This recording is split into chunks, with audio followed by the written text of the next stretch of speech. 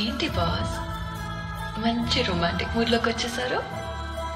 కానీ నేను ఇంకా టెన్షన్లోనే ఉన్నాను. అయితే నీ మూడ్ చేంజ్ చేయడానికి నేను ఒక కథ చెప్తా. అవునా, చెప్పు.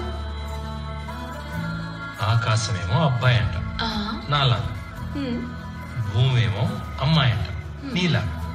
వీళ్ళిద్దరు ఎప్పుడు కలవలేకపోతున్నారని బాధపడుతుంటే అది ఆ దేవుడు చూడలేక ఆ సముద్రాన్ని సృష్టించాడు.